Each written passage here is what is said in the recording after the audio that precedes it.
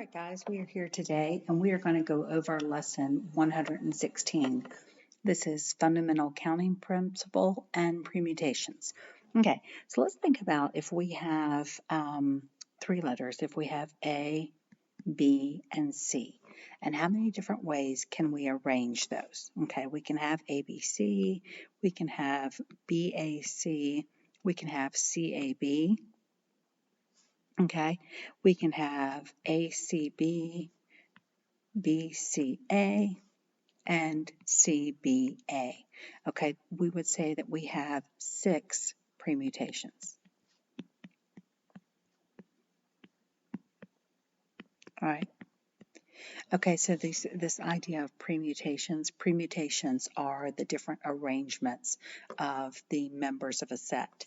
Okay, so if I look at this and kind of figure out how we're going to put this together, if I've got A, B, and C, all right, as I look at how I can arrange these, when I start off with A, all right, there's 3 different ways that I can arrange A. All right, after I can choose from 3 letters for box 1. Okay, so if they're thinking about this right here, this box right here, I can choose all 3 of those letters. All right, when I get here to box 2, if I've already chosen one of the letters to put in box 1, I only have 2 letters left for box 2. Okay, so now here I've chosen these 2 letters already. So now when I get to box 3, I only have 1 choice left. All right, so if I take then the 3 times the 2 times the 1 is going to give me 6. So that's where I would be able to, how I can calculate the fact that I have 6 permutations without, going through the process that I did up here, which is easy when you're just dealing with 3 letters. But, you get beyond 3 and it gets a little bit much. Okay, now this tells me that I have 6 possible outcomes if I have these 3 letters and I use each of these letters 1 time. Okay, well, say I can use each of them 3 times. All right, if I can use the letters repeatedly, then each time I have 3 choices. So I'm going to have these 3 letters, okay? Well, when I come to the first spot, I can choose any of the 3. When I come to the second spot, I can choose any of the 3. And when I come to the third spot, I can choose any of the 3. So this is going to be 3 times 3 times 3, which is going to give me 27 permutations. All right, so if I have 3 letters, and I can only use each letter 1 time, I can arrange them in 6 different ways. If I have 3 letters and I can use each of them repeatedly, I can rearrange this in 27 different ways. Okay? All right, let's do one of your examples. If this is going to be, actually this is a problem, one of the exercises. This says, if we have 6 chairs and 11 students, okay, how many ways can we arrange these students? How many ways are there for them to sit? Okay, so we're going to look at the fact that I have 6 chairs, okay? 1, 2, 3, 4, 5, 6. 1, 2, 3, 4, 5, 6. That one last chair is a really big chair. Okay, so let's see, when I go to the first chair, I have 11 students that I can choose from. The second chair, I have 10 students, then 9, then 8, then 7, and then I have 6 students that I can choose from that I can seat here. Okay, so as I look at this, I'm going to multiply 11 times 10 times 9, 8, 7, and 6. That's going to tell me I have 332,640 permutations or ways that I can arrange these children in the chairs. Okay? If you have auto tags with 3 letters followed by 3 numbers and no repetition is allowed. Okay, so we're making license plates. Okay, so I have 3 letters, and I'm going to have 3 numbers, All right, and there's going to be no repetition. Okay, so let's think about this. I've got my 1, 2, 3, 4, 5, 6. Okay, when I go to fill in this spot, there are 26 letters I can choose from. When I choose this spot, there are 25 letters I can choose from. And when I fill this spot, there are 24 letters I can choose from. Okay, when I fill this spot, 0 is a number. So from 0 to 9, there are 10 numbers that I can choose from. There's 9 numbers I can choose from here, and there are 8 numbers I choose from here. So when I arrange those like that, I can get 11,232,000 combinations of letters and numbers with 3 letters, 3 numbers, and no repetition. Okay? All right. Let's look now at probability. Okay? Probability is going to be the study of outcomes which have an equal chance of occurrence. All right? Each equally probable outcome is going to be called an event. All right, so we're dealing with probability. All right. We're looking at probability is the study of outcomes which have an equal chance. All right. Each equally probable outcome is called an event. So an event is each equally probable outcome.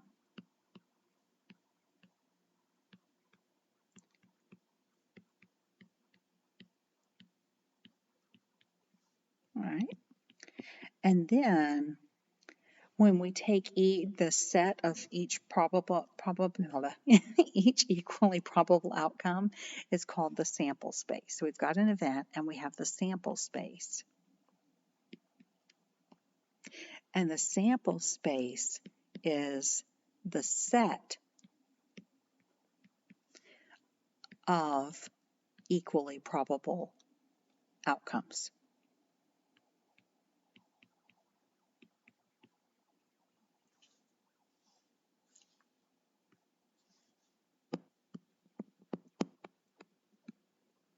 Okay, so we've got this idea that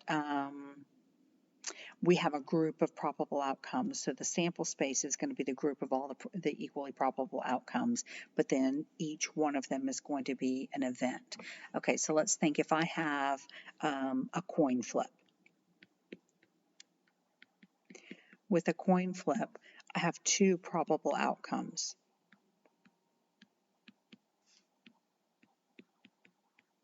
All right, so heads and tails, that's going to be my sample space. Okay, so that's the set of equal probable outcomes. I'm just as likely to get a head as a tail. Those are my options that I'm going to get. Okay, so we've got that probability of a particular result. If we're looking at how do we calculate the probability of a particular result,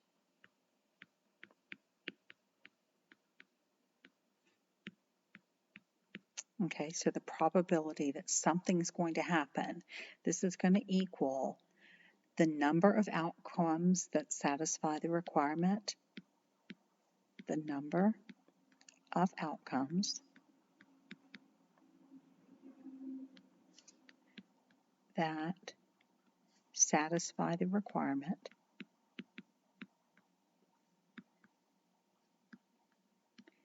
and I'll tell you this right here, what I'm writing for you right now, this helps a lot. This is, I write this down. This is an important thing. Divided by the total number of outcomes.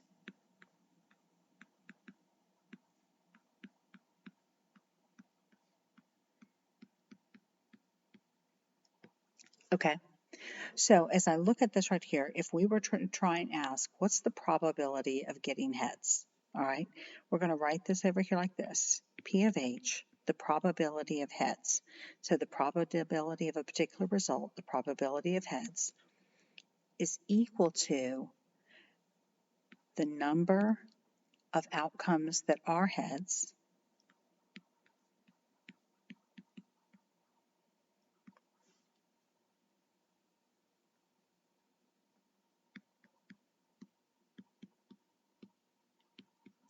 And then underneath, over that, or on the bottom there, is the total outcomes in the sample space.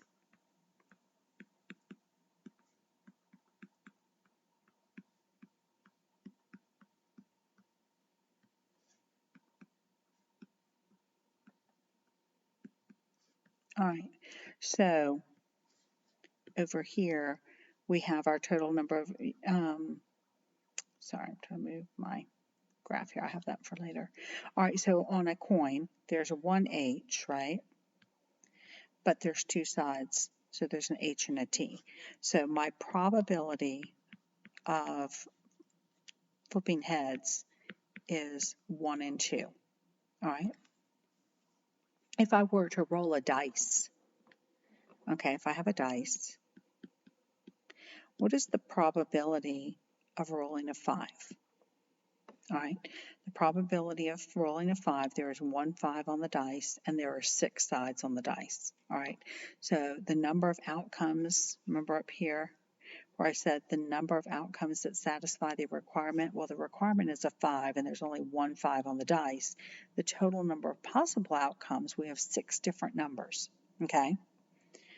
If I looked at with my dice, what is the probability of rolling a number that is less than, that is greater than 3? Okay, the probability of rolling some number that is greater than 3. Okay, well, we have 4, 5, and 6, right? So there are 3 numbers that would satisfy that. There are 6 dice, so the probability is 1/2, or 1 in 2. Good. All right. Now we're going to use my little thing that I made for you over here. All right. That's the little thing we'll look at. If I can get this to move where I want it to be. Okay. Here we're going to look at if we roll 2 dice. So if we roll 2 dice, what is the probability of getting a sum of 7? And then we'll also look at what is the probability of getting a sum that's greater than 8. Roll 2 dice. We want the probability of getting a sum that is 7. All right, and then we want to look at the probability of getting something that is greater than 8. All right, so looking at here, if I've got 2 dice, okay.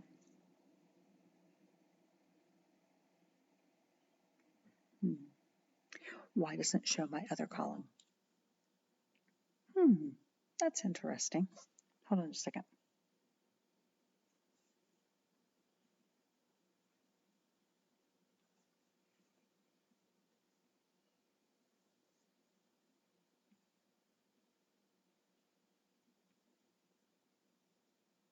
Interesting. Well, there's another column on there. I don't know why it doesn't show my other column on there. Weird. Okay, so there's another column over there. Should be. It was a neat idea. Okay, so say I have 2 dice. Okay, this dice over here really does have a 6 on this dice, so there should be another column over here that's if this dice was 6, and look at how this is.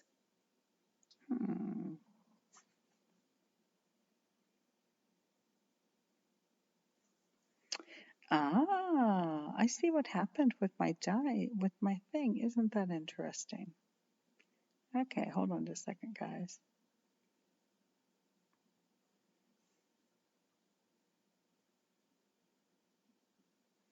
Hold on.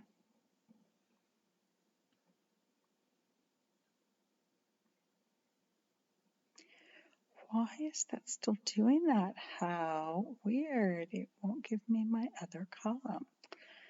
Fine. Okay, so anyhow, we'll just move on with this. All right, so what this is showing you here, if this is 1 plus 1, if I roll a 1 on both dice, I would get a 2. If I roll a 2 on this one and 1 on that one, I get a 3 on this one and a 2 on this one, I get a 5. You see how that column's going? Okay, well, there should be another column on my handy-dandy chart that I have here. If I roll a 6 and a 1, I get a 7. If I roll a 6 and a 2, I get an 8.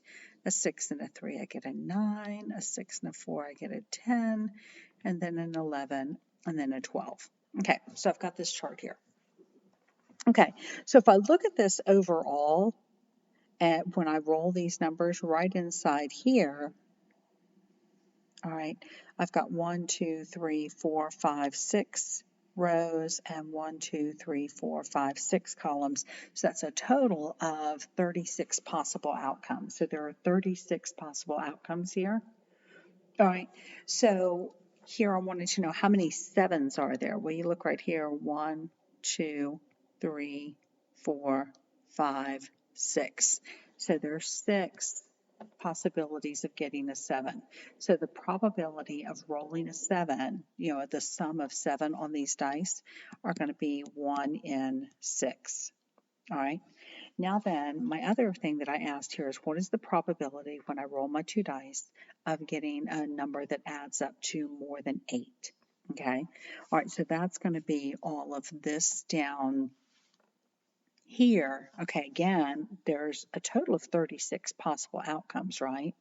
Okay. Well, here as I look at this, I've got, 1, 2, 3, 4, 5, 6, 7, 8, 9, 10. All right, I have 10 that are greater than 8. All right, and I can reduce that down to 5/18. Okay, so 5 out of 18. So up here there was a 1 in 6 probability of getting the 7. Here there's a 5 in 18 probability of rolling a number that is greater than 8. Okay? All right, we're going to look at something else now. Let's move on from this. This is going to be the idea of independent events. Okay, so these are events that don't affect one another. Whatever happens in one event doesn't affect the other event. So if I flip a coin, it has, I flip one coin, I flip another coin. The outcome of flipping the first coin has no effect on the outcome of what I'm going to get when I flip the second coin. Okay, so we're looking to calculate the probability of independent events occurring in a designated order. Okay, so this is going to be the probability of independent events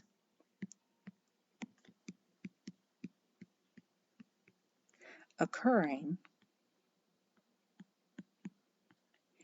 in a designated order.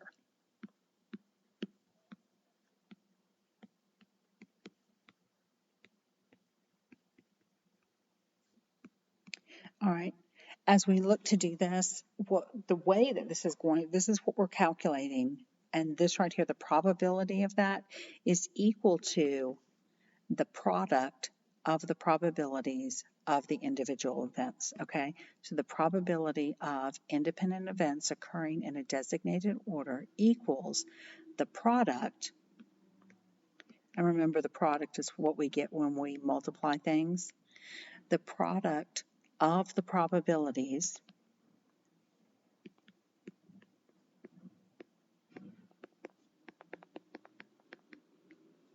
of the independent events.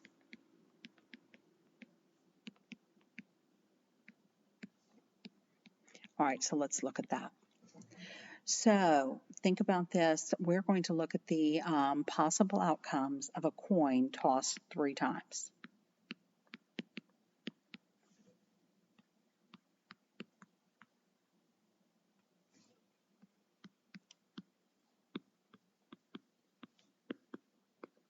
All right, and those are going to be independent events because what you get one time has no effect on the other time.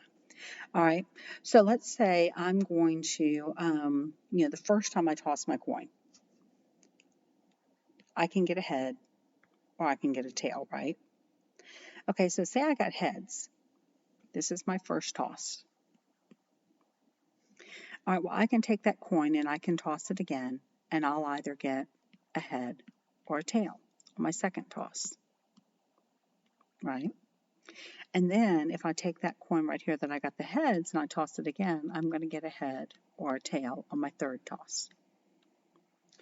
All right, if I take this tail coin and I toss it again, I'm going to get a head or a tail. All right, down here also, if I look at this tail coin, I'm going to take it, I'm going to toss it, and I will get heads or tails. If I get heads and I toss that, I'll get heads or tails. And if I get tails and I toss that, I will get heads or tails. Okay, so as I look at this, my possible outcomes, I have 1, 2, 3, 4, 5, 6, 7, 8. There are 8 possible outcomes total.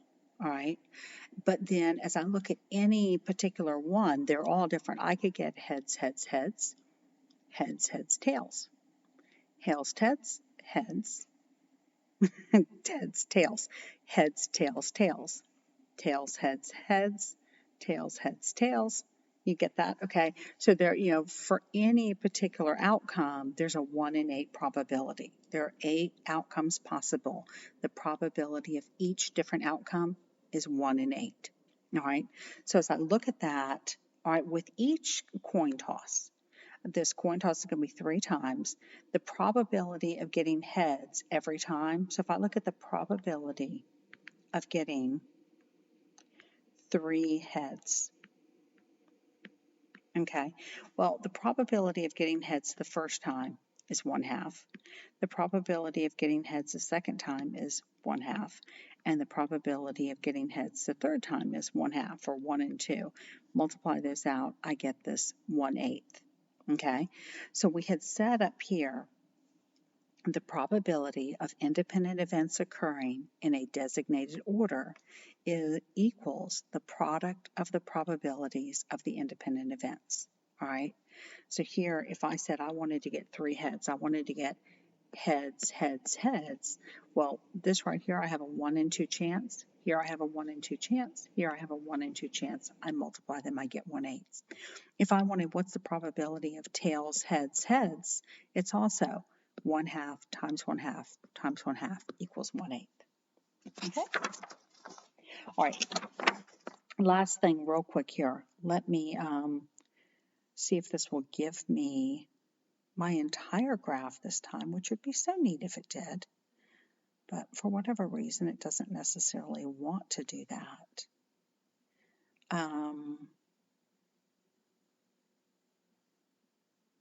Let's see. We'll try. And we'll paste this again. And it still only wants to give me part of it. Well, fine. We can overcome this. Okay, we'll just add my 6, 7, 8, 9, 10, 11, 12 onto the other side. All right, let's say if we're going to roll a pair of dice twice. All right, roll a pair of dice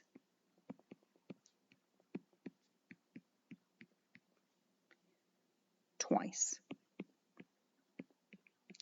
Then we want to know what is the probability of getting the sum of 4 on the first roll and then greater than 5 on the second roll. So I want to know what's the probability of getting the sum of 4 on the first roll and the probability of getting greater than 5 on the second roll. All right, so here I've got the probability of 4. All right, remember the fact that when I roll these 2 dice, I have 36 possible outcomes, right? Well, when I look at 4, I have 1, 2, 3 opportunities to get 4. So the probability of rolling a 4 is going to be 3 in 36 or 1 in 12. All right. Then if I look at what's the probability of rolling something that's greater than 5. Okay. Well, here I've got, 1, 2, 3, 4, 5, 6, 7, 8, 9, 10, 11, 12, 13, 14, 15, 16, 17, 18, 19, 20, 21, 22, 23, 24, 25, 26. So here that's going to be, 26 out of 36, which is going to be 13/18. Well, what I wanted to know is if I want to know what is the probability, now I said, of rolling this on my first roll and this on my second roll. So now I'm going to take my 2 probabilities and multiply them by each other. So my probability of the first roll being this is 1 in 12. the first roll being a 4, the probability of the second roll being greater than 5 is 13/18. So the probability of those, 2 rolls happening like I've asked them to happen is 13 out of 216. Okay?